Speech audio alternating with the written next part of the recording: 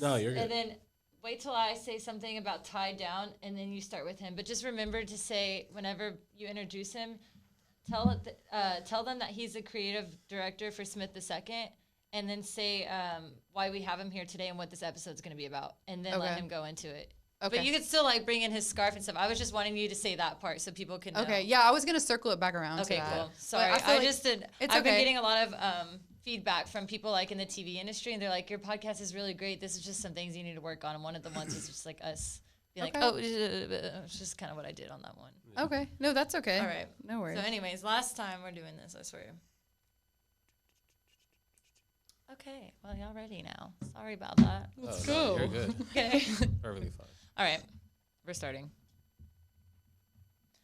Hey guys, welcome back to Casual Encounters. This podcast is brought to you by the In Vivo Project, a human condition with a human solution. Check them out at theinvivoproject.com.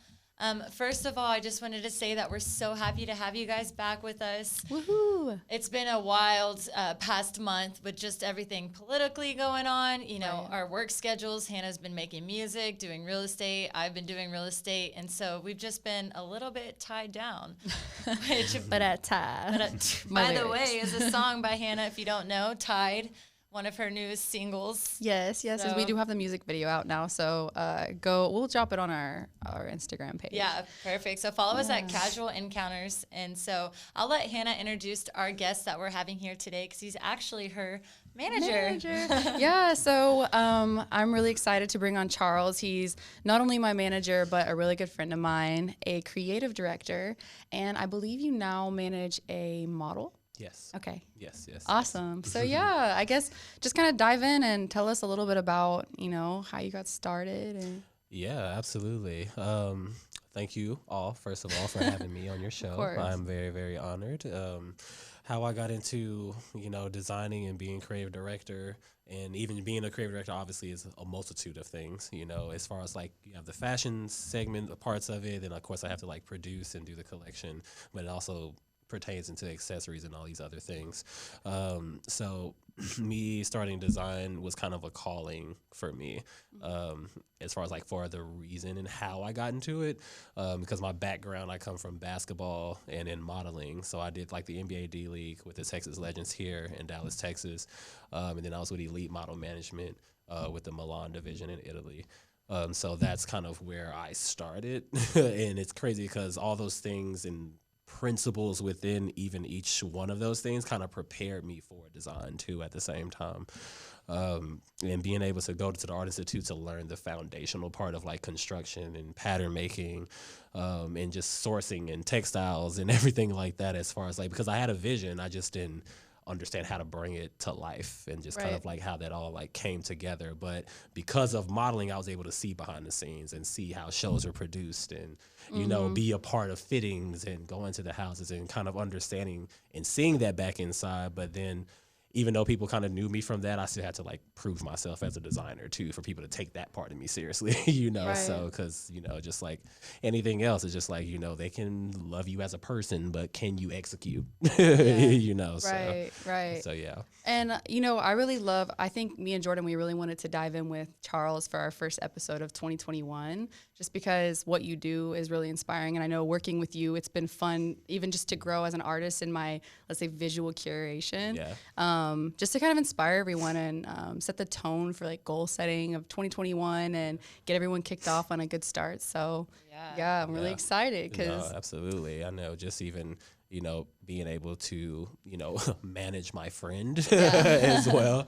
That's also, I know people kind of ask like, how do you even have the time to even try to do something like that? Because I mean, this is her dream too. This is Hannah's dream too. This is her livelihood. This is, again, it's like one of those things where like our passion is something like we'll like die for this type stuff, so it's like we love it that much, so me understanding that as a creative myself, it's like I also take how I help her and like aid as far as like the guidance part of it, and making sure that her dream is becoming a reality. So I take it seriously as if it's mine too, because it is mine too at the same time, because all I want to do is help. And that's how this started. It was me just wanting to help. I saw you know, her talent. I heard like a note in the kitchen, you know, and I was just like, wait a minute, what was that?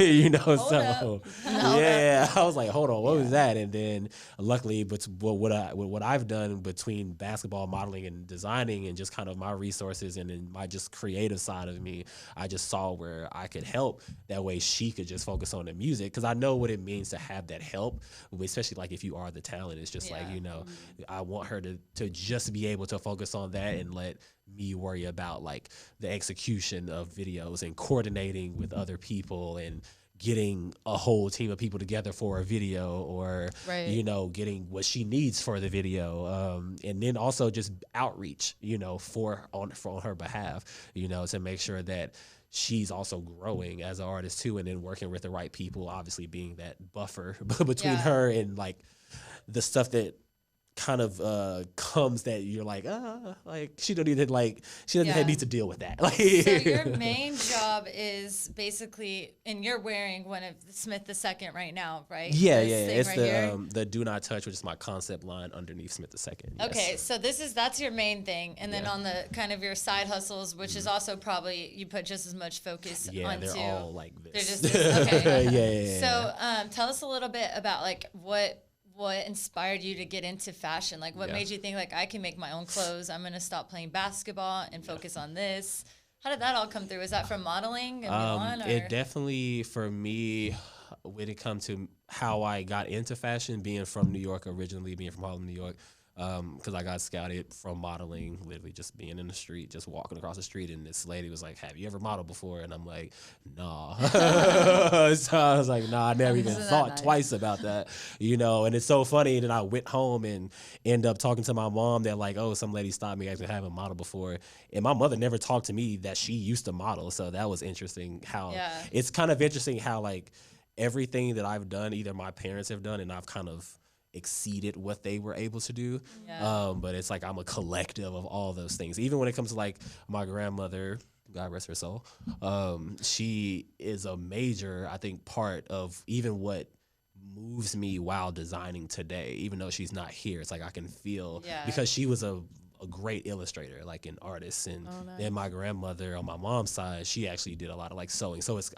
like I took a bit of everybody and now I'm like all of them. And me getting into design kind of started in like a surface way of just kind of like, I was like, even though I was doing modeling and basketball, which kind of like afforded me to be able to buy the things I wanted to, but at the same time, I'm kind of like take care of my family. So economically, I just wanted to be responsible.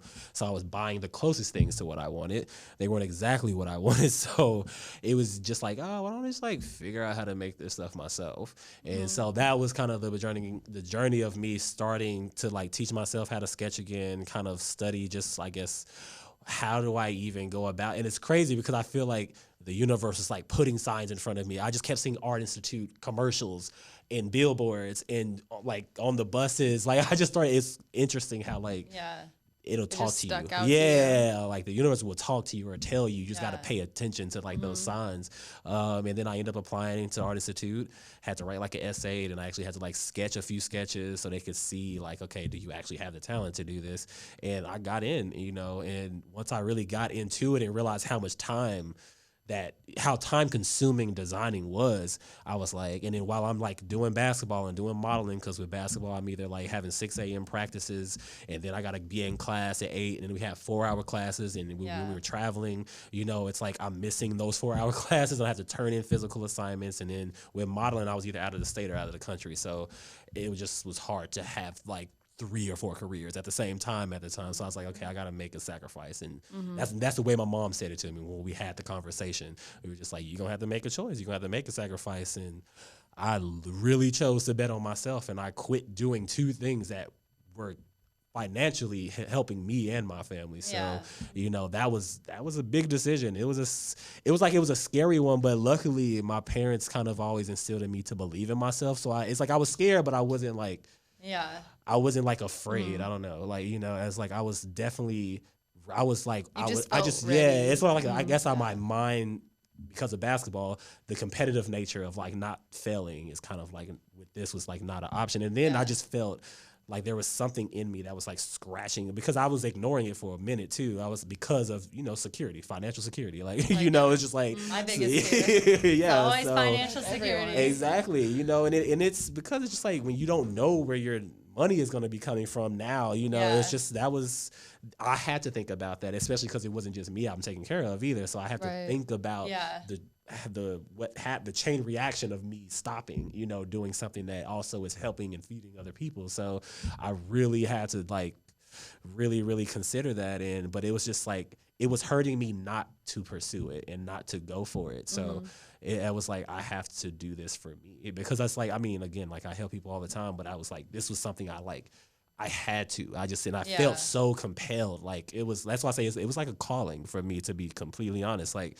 that's how it felt, because once I got into it, I obsessed. Like the obsession is crazy. Like the fire that I felt that day, I still feel it right now today.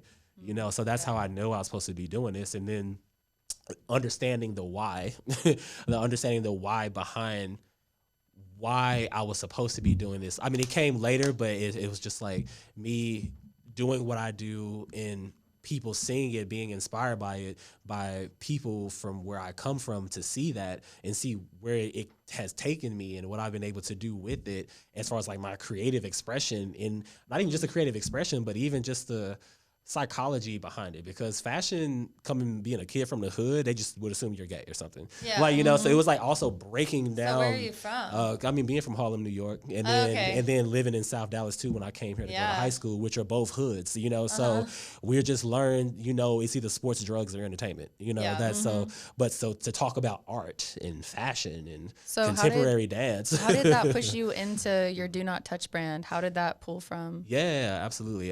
For Do Not Touch, the inspiration behind that actually came from the whole Trayvon Martin case, and me thinking about it was like my version of a Black Lives Matter, in a way of understanding my, I guess, love and parallel between art, expression, design, and message all at the same time, and thinking about the psychology as well behind little things that like we kind of are triggered by mentally. It's like when you go to the art museum, the highest rule in every museum is do not touch the art, and we hold it this higher value perspective and delicacy. And I'm like, why don't we treat human lives the same way? So I was like, why don't I put it on a person and see if our minds can think of it in that way? So me thinking about that scenario that he was in, where he's like, black kid in a black hoodie at night, it's something about like him. And I just thought like maybe if he had like do not touch across his chest, because if I'm walking towards you and you see just do not touch and just negative space, you have to read it to yourself first. So either you're going to like adhere to that, or it's going to like,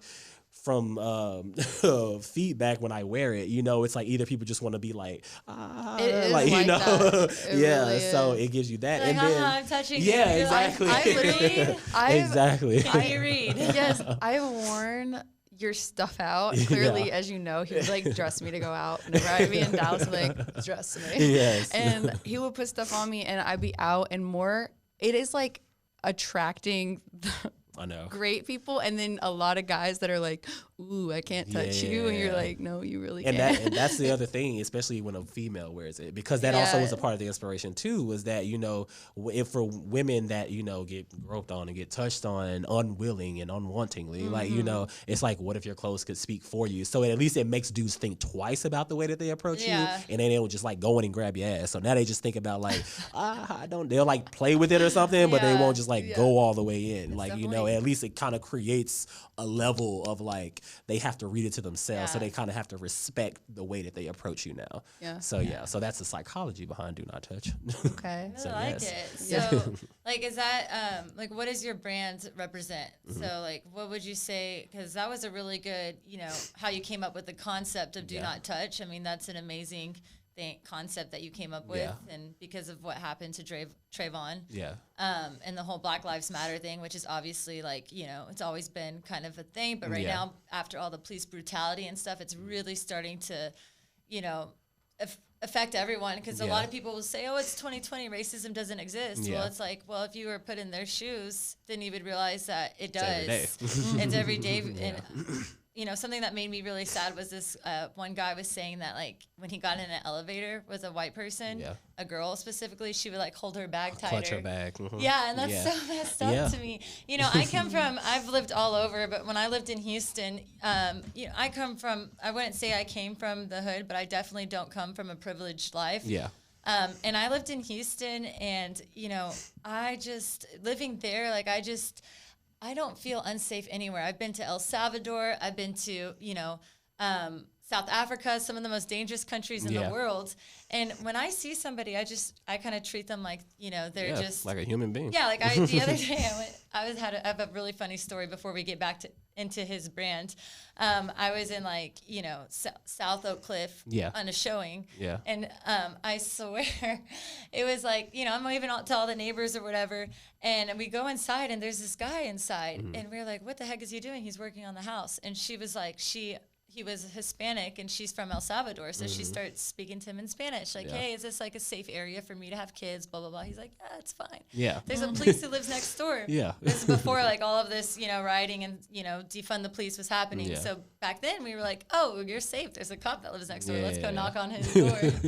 I just went and, like, knocked on his door or whatever. And I kid you not, this guy opens the door. He has, like, a gun in his hands, and it, like, just reeks of weed. And I'm like, I was thinking there was for sure a cop lives there because there's security cameras. He has, like, a little boat. Maybe he has, like, a boat cop. A boat. It was probably for sure, like, somebody who dealt with drugs. And I trap just house. Like, thank you. Like, trap house. It was a trap house. I could smell it, and I was just like, hey, I was like, my bad. I'm just a real estate agent. Just wanted to see if the area was safe. And he's like, oh, you're good in this area. He's like, you want to come in and smoke? I was like, if I wasn't on the job, I might take you up on that. But yeah, it's just treating everyone like they're equal. Absolutely. It's like, but also just realizing that Black Lives Matter is different than All Lives Matter because, of course, all lives matter, but we're speaking out for Black people because they're doing, they're dealing with this. So the reasoning behind your brand, I think, is really awesome. Thank you. And hopefully it, it explodes, which I think it already has. And that's the thing. Yeah, Forever 21 tried to steal it twice. Really? Yeah. Oh my God! Did you bank off of that? Or? Oh, we're still in a litigation process. So it's been like 4 years now. So yeah, but you've also dressed a lot of people, a lot of artists. Yeah. Who are some people on your roster? Oh yeah, I mean we dressed Young Thug a few times. Angela Simmons, Rev Run's daughter from Run DMC. Oh yeah. Remember that show that used to have? Oh yeah. I used to love that where he was like. Was it Daddy's Girl? No. What is the show where the guy was in the bathtub? Yeah, that was it. And he was like texting on every episode. Every episode when he would like take his morning bath. Yeah. Oh my God. That's when he had like his Run's house. Excuse me. Yes, Run's house. There it is. Girl. But yeah, so I've definitely been able to hold on. It was crazy because I mean it was just supposed to be a collection, like one collection, and I was supposed to move on, but people just kept wanting it. And it just kind of turned into this. And then because sometimes even when I design it with a specific concept in mind, sometimes it can take a life of its own that like I didn't even see, or even when people buy it, they have their own. I had one girl buy a hoodie just in protest of her pastor because he was invited back into the church after like beating his wife, and so she wore it to church in protest of that. Wow. So I was like, cool. Wow, to buy it for that reason, that's amazing. So it's like everyone, I mean, in a way, obviously, because I love art and just like how you see art, it's, however you see it. Like I can't, like, even though I have my reasoning, but how you're going to see it, or like, have your a perspective. Their voice. Exactly. Well, and also like everyone sees something differently depending on the perspective that they were raised on. Yes. And so we have to realize that when people view things differently or see art differently, sometimes we have to put ourselves in their shoes because everyone was raised differently. And so they have different perspectives on different views of things. Exactly. Yeah. So that's really important to consider too, some people, just like within fashion and the way like people look at me, like some people might think I'm loud and obnoxious, and some people might think that I'm like the complete opposite depending on where they came from and how they label people. Yeah, exactly. Because I mean, how we accept one another is different according to perspective, like for sure. And then do not touch just became this universal never-ending concept because I've been able to work with museums with it.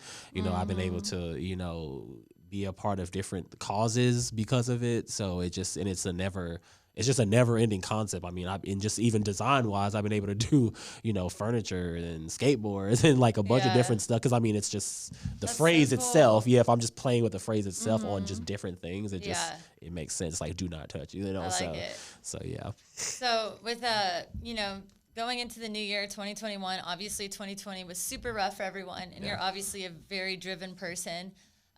Do you write down your goals at all? Oh, I am a huge manifester. So that was going to be my next question. Yes. Do you believe in the power of manifestation? Absolutely. So what does that look like to you? Absolutely. Like me personally, like I always write, I literally have like my whole like full moon ritual type stuff where like I literally write it down and like burn it and then put it in water and then throw it back into the earth, because I just feel like that's cool. Like a way of connecting with nature, connecting with the earth, and really putting it out there. And I can say honestly, most of the time that I've done that, like, and it's most of the time it happens. And then if it doesn't happen immediately, there's like these things that kind of come into my space that I know it's like en route, but as long as I stay a course and don't try to hit the easy button, then I'm good. Because it's like there's these are also the other parts of life that seem like it's a good idea, but you're like, right, that could be like, it could be easy for it, like it could happen faster if I did this, but then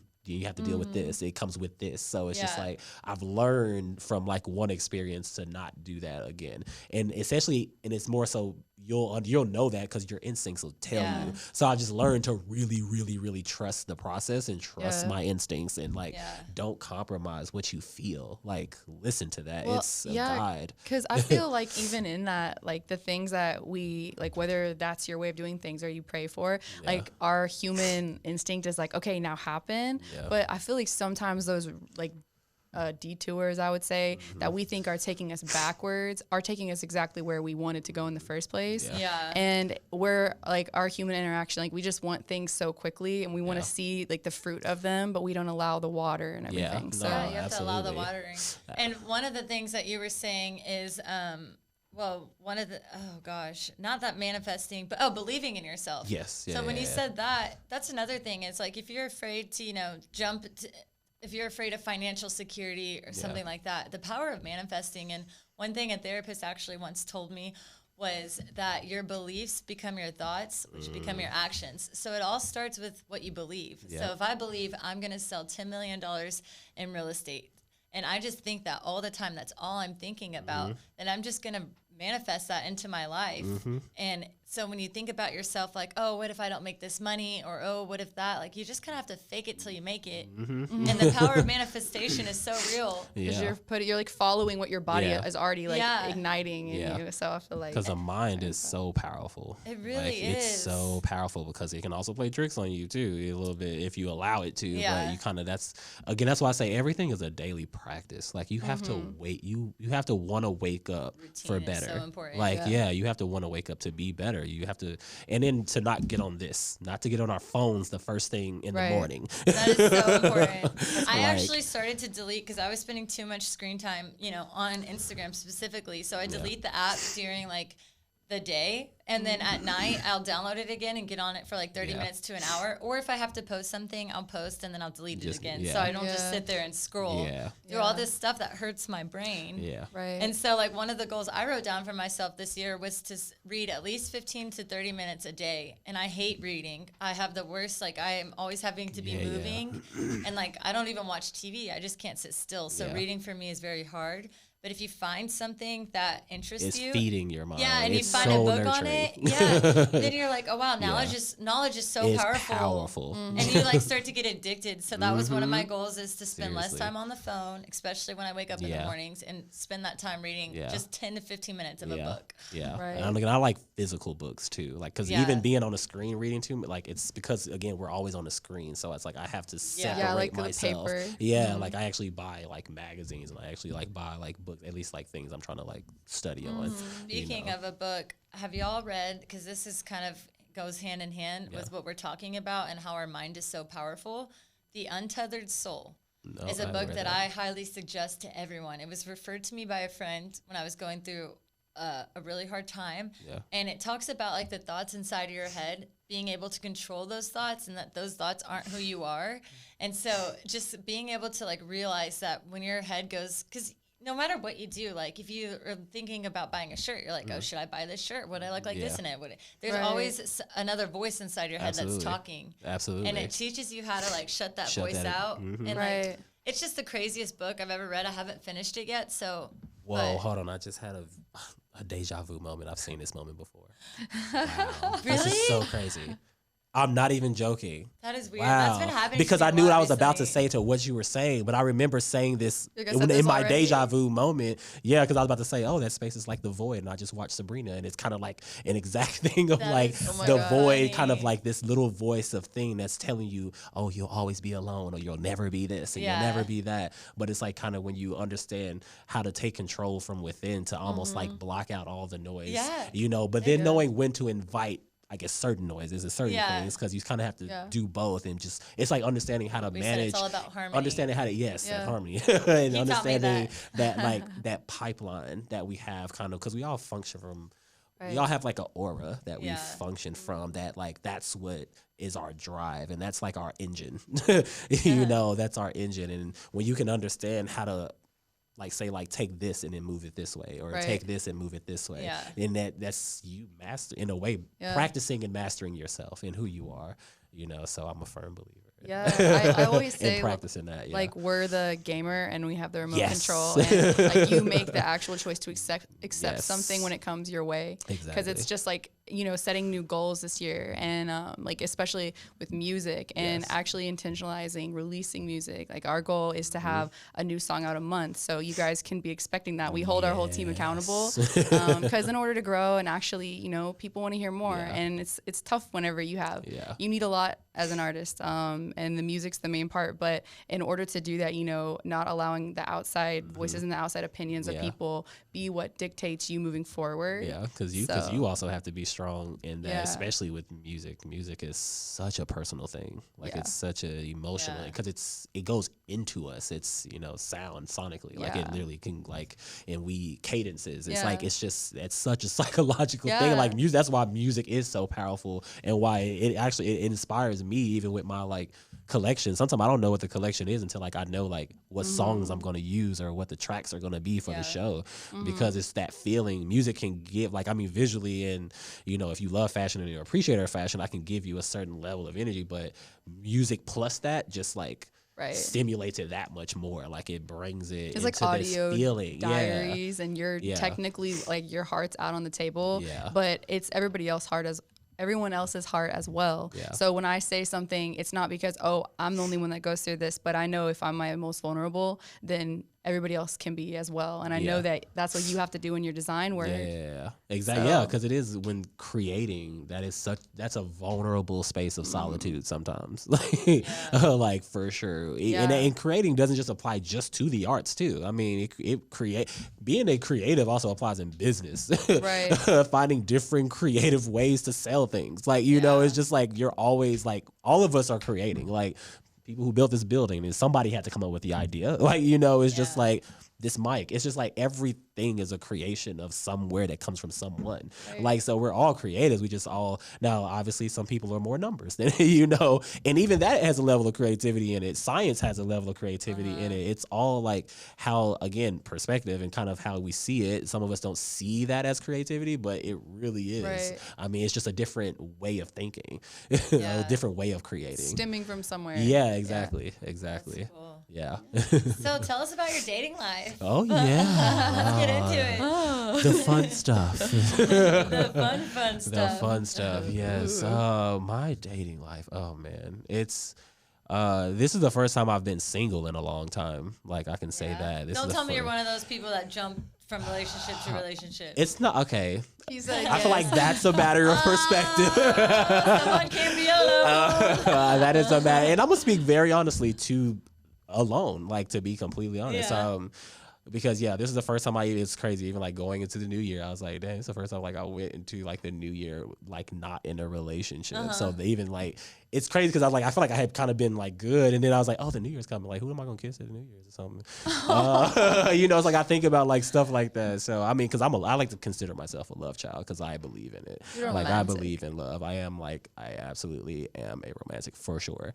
But yeah, you know, I have been in one relationship to the next, like for sure. But it's crazy because it's like every relationship I ended up in, it naturally happened, and they just kind of like ended up that way. Not because it's weird. I'm not like it organically happened. This is a better word of choice. So like, it just organically manifested into a relationship, But in understanding even just how to be in a relationship, and in each relationship you learn something new, obviously. What you like and what you don't like. Yeah, no, seriously, and just how to communicate and how to be really transparent. Like I'm talking about like that butt naked truth transparent. Like, cause there's one level of truth that like, oh, we tell you the truth. But then there's that truth that's just like, look, I only got $5 in my bank account. Then that's that truth. Then that's hard. That's hard for some people to just admit, to their partner. Like, cause it's like we keep so many things kind of hidden in the secret, because you don't want this person to see you in a certain light. Yeah. But I feel like the person that you really love should be that should be the one person that like sees you more than anyone else, and again, like I said, that's not easy. Like I've only been in one relationship where I felt like I allowed someone to like see me like that, and I saw them, and that she knows who that is. I'm just a ghost. Yes, I know. It's like there's only one person where like I feel like, and that one person we didn't really argue like that, which is rare. Like to be in a relationship where like you don't like argue, like or go back and forth about stuff. But I think it was because we were both very, because she was a business person too. Like she kind of could just say things that most relationships would be like, how y'all even talking to each other like that? Yeah. But it wasn't like we were yelling. It just was, we were just very bluntly honest about how we felt it, when we felt it, and then we kind of talked about it and we moved on from it. They didn't have arguments. They had board meetings. Yeah. She knows. Yeah, she can speak because we all lived in the same house. It was real good. Yeah. That's amazing. Yeah. I want that. It was actually pretty cool. Like, it was cool. It was yeah, cool. It was cool. It just, it's that definitely was one of the relationships where like I hope it comes back around. I'm not even gonna lie, like I hope it does. But I mean, that's what relationship. The person we talked about. No. Oh. That was like the complete opposite of like everything. Gotcha. Yeah. No, this was like an XX. Okay. So the queen of them all. The queen of them all. Yeah.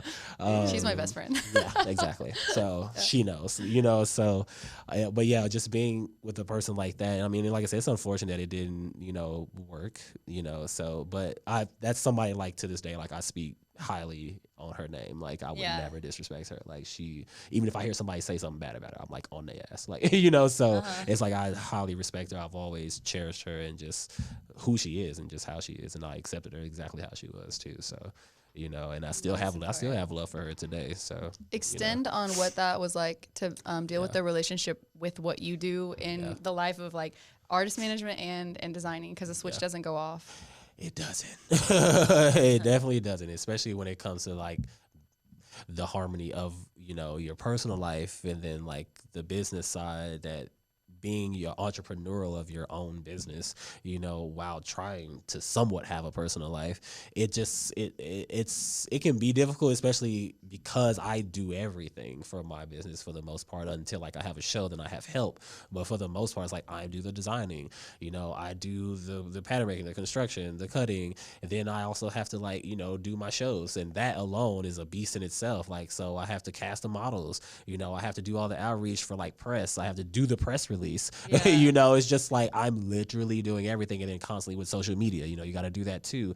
And then I have to also attend like events and stuff too, so because I'm also like the word of mouth. I still believe that part actually is still very, very vital, to my business, especially when it comes to like how I get clients and stuff too. So me having to actually show up in person, so it's like between that and then like having sometimes where I can't go out with my friends because I'm just so in it, so trying to detach from it. And then even now being single, it's just like dating makes it's a little bit difficult because it's like if you go to my Instagram, obviously it's like my brand, and then like people don't think, even as a psychology, like my profile picture, it's not me, it's my brand. Yeah. So you're not going to even look at me like a person.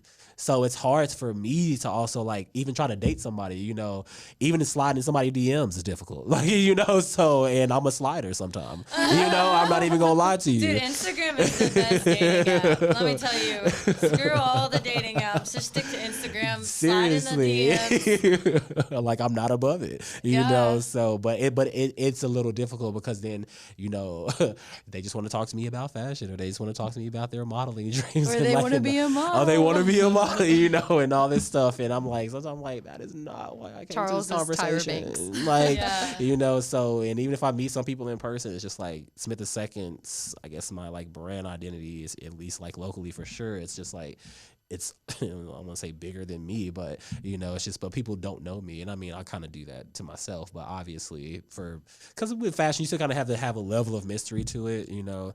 But at the same time, it makes it, I have to fight through SmithThe2nd for people to see Charles SmithThe2nd, like, you know. So it's an interesting thing, and so it's, I don't know, I struggle with that. And then I also have a fear of being alone too, because like I'm not gonna lie, I don't like, I mean, I'm okay with being alone because I grew up as like pretty much the only child. I have sisters and brother, but we didn't grow up in the same house. So it's like I can be by myself, but it's like I've always had this one little fear, this one little phobia where I'm just like, I feel like I'm gonna be alone because of what I do too, just because of what I do.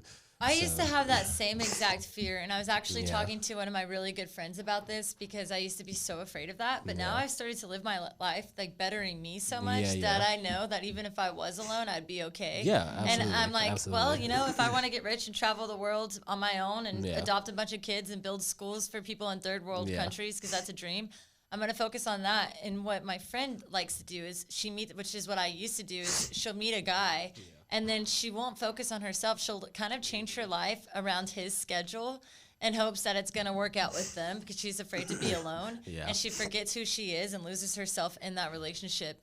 And then it doesn't work out. And then she's like, you know, she's back to square one. And I'm like, if you just focus on yourself and know that even if you're in a relationship with somebody you like you are your number one priority, that's when, like, if you just focus on yourself and always constantly better yourself, you're not going to be alone. And even if you were to be alone, you're going to be happy still. And because you're going to find someone who's on that same page as you.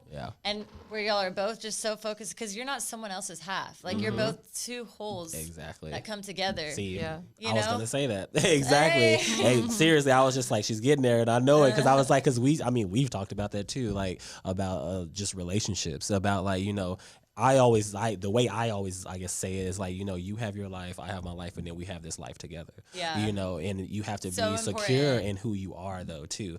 Because, again, like a previous relationship, you know, it's just like when you have someone who isn't secure in who they are, you know, or they feel like they're in a space in their head or in their world where they feel like they can't fully be themselves, then that projects into the relationship, and you become the emotional punching bag of when they do have to deal with their own demons with that, you know. And it comes out with certain substances and certain things, you know, and when it comes to the surface, and because the closest person to you is usually always the person that's going to catch the fade, you know. So, and I was that person in, you know, my previous relationship, and I mean, not to knock her, I don't ever, you know, she's an amazing human being still, like she's still, you know, what she does for people and everything, like she's still a good person. But when it comes to, you know, when it, like, relationships are, for some people, relationships are a task. You know, when it comes to, again, when you have work to do with yourself, especially when you're, and then let alone being with somebody like myself who, like, I know who I am. Like, I know where I'm going. I know my vision. I literally can see every step of everything that I'm doing with my life and with my world, and just who I am, and understanding how to be okay with who I am and unapologetically who I am, you know. And obviously I was raised by a great mother and father, you know, who my mom definitely taught me how to stand up for myself in that way. And then my dad was teaching me patience, you know. So I definitely have like a mixture of like, I can let you have it, but I'll give you some grace, you know? So, and I can only give you so much grace, and then I got to come back to the other side, you know? But at the same time, it's like, I do have to have a level of patience being, you know, a creative director for my brand, and kind of being, sometimes I have to be like diplomatically, you know, correct about certain things. But then at the same time, I also like to make sure people understand that I'm very authentic to who I am too, because my brand is me. So, I mean, it's like either you can accept it or you don't have to. I mean, again, you also have to be with okay people not liking you, because everybody ain't gonna like you. Especially if you're your authentic self. Yeah. And, you know, they say like the fakest people are the most loved and the real ones are the most hated. And that is so freaking true, because Exactly. I am the most real blunt girl you'll ever meet. I don't fake it for any girls. And you'll have no idea how much, just by like keeping it real, that people don't like me. And it's so funny, because it's like, you know, one time I was at a party and this girl, and I just want to get into this really quick because it's kind of entertaining. This girl who, by the way, the first thing that raised the red flag about her was that she told me her best friend was having an affair with this guy, and told me everyone's names in the situation, and I hardly knew the girl. I met her waitressing, and I'm like, how is she going to tell her best friend's business like that? Like, that's somebody I can't trust. So one time we're all at a party, I automatically like knew to keep her at an arm's distance. Length, and she's taking a picture of my friend and another guy talking.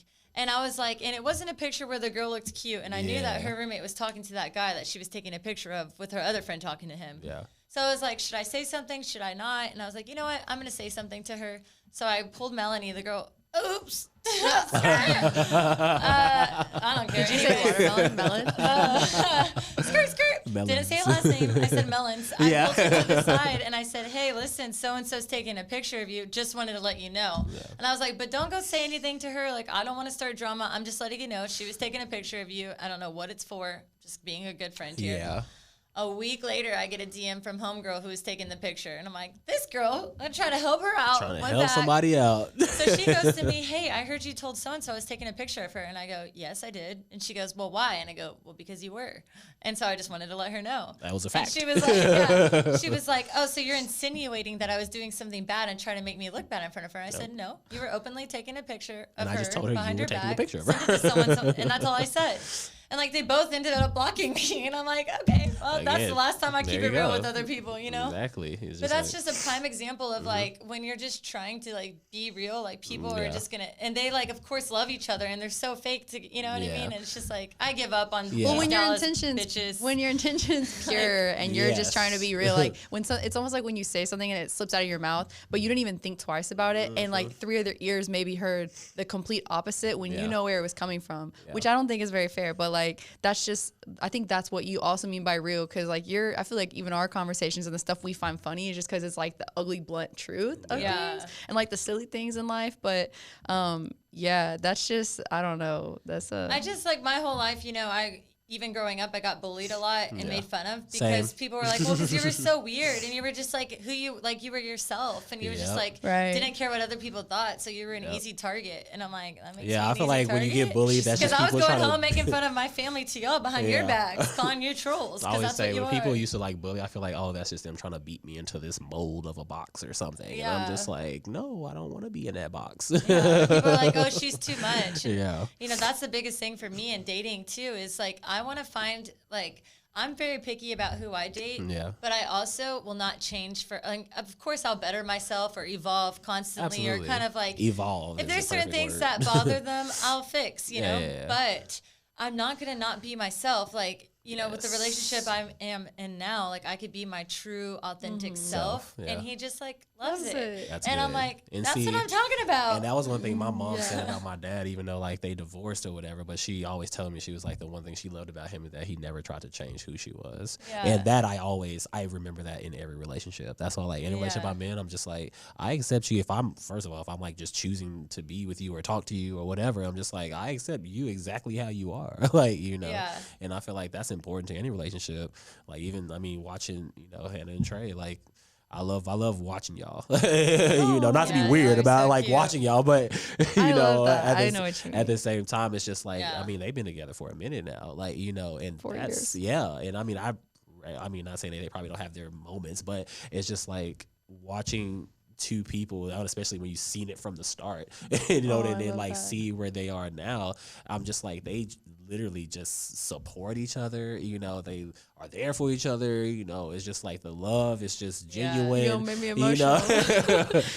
It's just like a very just like honest, and then obviously just with their beliefs, they just they are very together in that way too as well. And I love. That's why I say I love love. Like it's like I love to see it. Like, and I feel like because that's like what the world needs more of is to see that. When you see the love, you can understand. Like you then what needs, I don't know, what to look forward to, or like how but what being that example, because that's why like certain, say like parents has been together. That's why I look at old people that have been together for like 60 years as examples, of love, because good. I've taken what I've learned from older people who are still married, and understanding. And like even with my last relationship, it's like, did I know that this probably wasn't going to work out? Like, I kind of did. Yeah, I did. And I'm not even going to play myself. But at the same time, it's also, I can't say I didn't love her and I didn't care about her. I absolutely loved her and I cared about her. And I just figured that, maybe these are just issues. And then I believe that if you want to be married 60 years, you're going to run into some shit. Like, you got to get over those hurdles. But if you can get over them together, it's just like, then you can kind of get to that utopian existence within the love and the relationship, so that's, go ahead. No, I wanted to tag off of that because I feel like, and it just came to me now, like especially with the new year, and I always have words of like the month, which is, it's not like a thing I really talk about, but I feel like it's because it comes up a lot, or whether it's in something I'm struggling with in certain relationships or friendships, and it's more of a consistency. Accountability was basically like, is kind of like this month for me, I feel like, but also just for the year, I feel like gentleness, because I think a lot of really great relationships and friendships are from understanding that, like, I think the world makes us so hard. And a lot of the things that I feel like I struggled with in my past friendships and relationships were like, there's this clearly miscommunication or misunderstanding, but when one side is so gentle and loving and endearing, there's no war or misunderstanding, because there's always a place, it doesn't have a safe to be a place. Competition. Yes. My last relationship was like a freaking competition, like with her. That should never exist. And in I didn't anything. like feeling like that. I'm just like, we don't need to compete. We together. Like, like we supposed to be a team. Like, you're here to support, and then she's a boat, so you can be in it, and then y'all can both like lean on each other. It was just like some of the things that I don't know with what I do that she had issues with. Like, obviously when it comes to like females, I'm just like, I'm sorry, all my friends are fine. I can't do nothing about that. I'm like, and if I was gonna be with them, I would have been with them before I got with you. So I'm just like, I chose you. Like, I pursued you. So I'm just like, if I was going to do that, then I would have did that. Like, I'm not no cheater. I don't lie about stuff. I'm just like, I'm very honest. Now, of course, my honesty can be very blunt, in a way that people. That girl's ass. She's like, what? and see, that was that's an example which is kind of funny with her best friend. We played like that. No, it was really funny. But that's not every relationship. Not everybody can play like that. Women, and I'm a girl's girl, and I appreciate like all beautiful women, all shapes, all sizes, all colors, all lengths, like, and I'm just like, oh my god, like look at her ass, and I'll be like, babe, you can look at her ass. And he's like, I don't want to look. I'm like, look at it. Just take a look. Exactly. And why don't mine look like that? And it's like, but it's like, it's in good fun. It's not nothing that's like super crass or anything like that. And so it was, being in my last relationship, it was a complete like opposite of that. So I was trying to adjust to the point where I feel like I wasn't being myself, and that's when it started to get like heavy. I don't like that. I was like, I don't like if I feel like I'm like compromising too much of me, like to make you happy, because I'll do anything to make my woman happy. Don't get it twisted. But when it comes when it comes to just like, now I feel like I'm like selling my soul to you. Like, it's just that was feeling dirty, So, and I didn't like how I was feeling, and eventually I was just like, this is not gonna work. And you had said something that like on your Instagram that I really liked, because I've always seen like this, and you're like, all these guys are just chasing after bodies, and all these girls are just chasing after money. Like, no wonder everyone's single, because there's no like true genuine like, oh, if you like a person for who they are, you have to realize that things can evolve. And if you're looking at them just for their status of financial or just like what they look like in their bodies, like, then you're wrong, because all Yeah. that's going to fade. And this year has shown us alone that money or anything can just drop like that. And all that's important is the relationships you have. Like, Exactly. Because so- I'm like, and that's what we're one of here the to things, do. Yeah, like that Yeah. Dallas. Well, this is in all places, not just Dallas, but our Yeah. generation has made me so like upset. Is because everyone's so worried about fixing the physical parts of themselves to look good for their future guy who they just want to be rich, instead of focusing on their inner parts of themselves and finding someone that they can build an empire with. You know, as long as you have the same goals in mind Yeah. and the same ambition, like money is gonna Yeah. come, Exactly. and it's gonna go, and it's gonna come again. Seriously, and You that's know? like what we were even talking Half the about guys in earlier. Dallas aren't even rich. They're just acting like they What are. they call them, like, was 30K millionaires or Yeah. something. Yeah, I'm like, just I've heard 'cause they that drive a term. nice car does not mean they're rich, honey. Like, Yeah, you exactly. know? I'm like, did they actually buy it, or are they leasing it, or How they much do they rent have it? in Like, their you know, savings it's just account? like Yeah. you never know. I'm like, it's easy to be surface and like I mean, I do fashion, obviously, so it's like it's Yeah. easy to create the facade. illusion. Yeah, Like, it's I easy to create create an illusion illusion all the time. Little do people Absolutely. But also, I've been driving the same car I've had since I was 19, and I'm Yeah. all about, like, my priorities are kind of in, like, traveling and saving Yes, and, yes. you know, other things that I want to spend my money on, like experiences. Yeah. That it's like, even if I make a ridiculous amount of money next year, which I will because I'm Yeah. manifesting that Let's shit, go. Absolutely. I'm let's still go. driving my Honda since I was 19, you know? Yes, yes. Because it's just important to realize that that stuff doesn't matter, and everyone Exactly. these days thinks it does. Now, And if that's yep. your priority and that's like one of you like to collect cars, then go for it. Yeah, Spend yeah, your money on that. absolutely, absolutely. But just know that that's not what you Yeah. need to impress Yeah, people. exactly. And if those are impressing those types of people, then those aren't the right type of people you want in your life Yeah. anyways. Because I mean, it's like people should be in your life with the purest of intentions. Yeah. You know, with being authentic with who they are, and then like how they treat you too. Yeah. I mean, because a lot of these, like with like what I had posted on Instagram, because everybody looks now today, just obviously because of social media, I'm like, people make all these little things they see make them feel like shit because they don't have this, or like, you know, or I don't look like this, you know. And I'm just like, you have to love yourself. Like, you have to love Yeah. yourself, and that's first and foremost to me, like the most important thing when like with friendships. I'm just like, you know, and obviously that's a practice. Not everybody is all the way there immediately, and that takes life, living life, to, you know, get to a point where, you know, you can completely, you know, Right. love yourself and know who you are and be 100 and walk in that truth every day. Yeah, So yeah. for sure. Well, guys, I think we are out of time. So thank you so much, Charles, for coming Yes, here. thank you Everyone, for check out having me. him on Instagram, SmithThe2nd. Yes, SMITHTHE 2ND, like second place. Yes, and we'll be posting him on our Casual Encounters Instagram. And before we wrap, I want to leave. What's our word for the year? Let's give ourselves a word for the year. I'm going to go with harmony because that's what he taught me. Okay. Mine before would have been balance, but I like harmony, just Yeah. being synchronized and having a Yes. routine and like kind of your whole life coming together in harmony. I think Okay, it's cool. cool. Let's do it. 2021 harmony. Yes. Let's do it. Let's All do right, it. guys, that's it. Check us out on Spotify. It's going to be on my Instagram link. YouTube channel is actually getting launched this weekend. I sent all of our videos to this guy who's helping me upload them all. So Oh, Nice. nice. stay tuned, guys. More stuff coming up. Okay, cool. That was good. That was good. That was good.